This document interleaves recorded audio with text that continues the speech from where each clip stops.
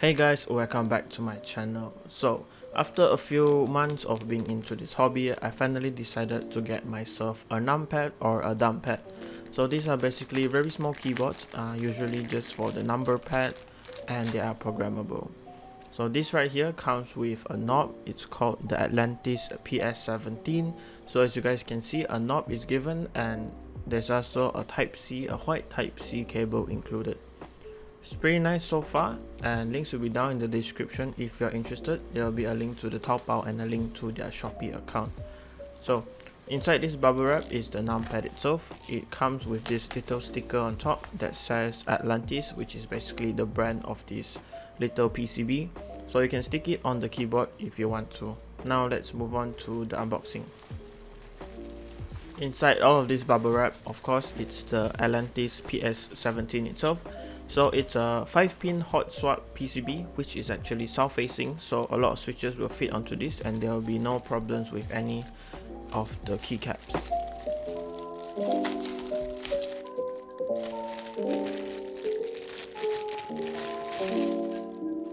So the case is mainly made out of some acrylic. I went with the version with the frosted or sanded acrylic, so it diffuses the RGB better. Let's plug it in and see how the RGB looks like. So it has per key RGB for each of the switch, and then of course it has some ambient RGB on the bottom just to make it look nicer. First impressions, it looks really nice and I really love how it looks.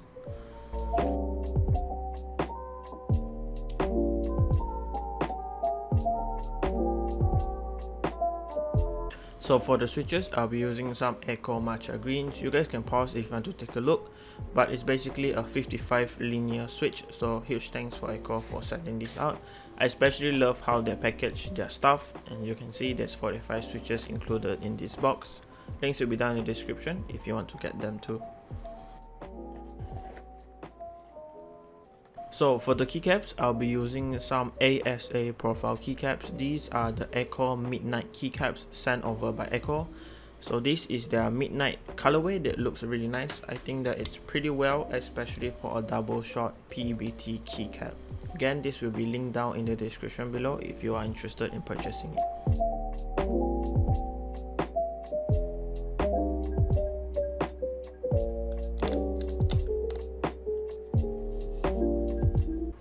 So this is a closer look at the little dumbpad or numpad. You guys can see that it's a 5-pin hot swap with south facing RGB, and then on the top there is a knob that is pretty nice actually. So now let's put in the switches. It's really easy. You just need to line it up with the holes and just make sure you don't bend the pins. If you do get the pins behind bent, you can just take it out and slowly bend it back. It shouldn't affect the switch that much. This is how it looks like with all of the switches in place, and let's now take a look at how the RGB looks. So far I think the green doesn't really affect how the RGB is, so I'm pretty okay with it, and the acrylic case looks damn nice in my opinion. Now let's move on to installing the keycaps, which is really easy.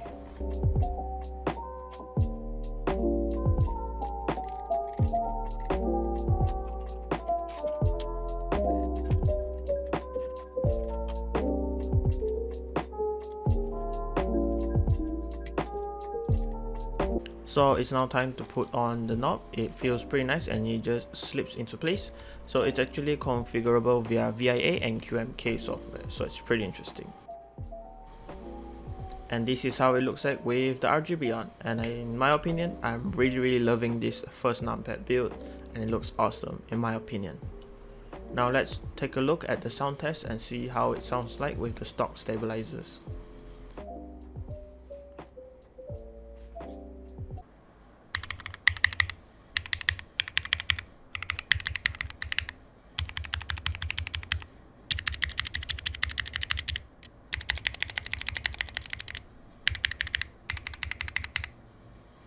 So the stock stabilizers, even though they came looped, sounded pretty bad to me, so I'll be dismantling the whole thing and putting in some new stabilizers sent over by Click and Clack.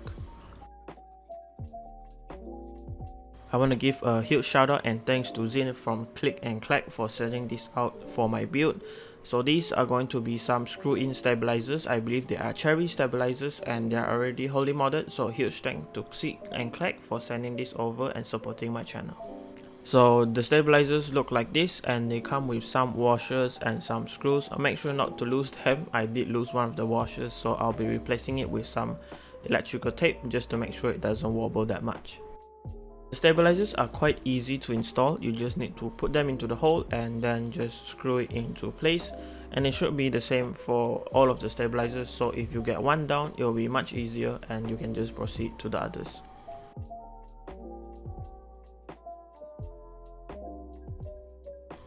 So this is what the PCB looks like with everything screwed into place, and these are actually hot swappable. So it's a really nice hot swap device, and this is how it looks like. Now let's reassemble everything. So after all of that work, let's see the difference between the before and after and see if it's worth it or not.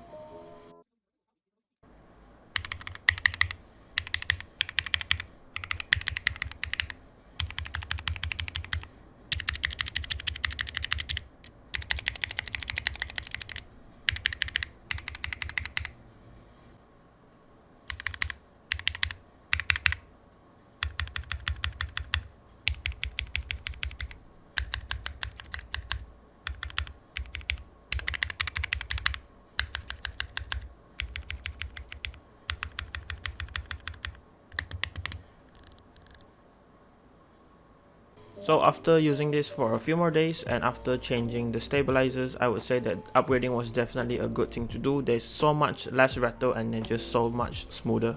So if you like this video, leave a like. If you didn't like this video, dislike this video. If you're not subscribed yet, get subscribed. There's more stuff like this coming very soon. And as always, thanks for watching. Goodbye guys.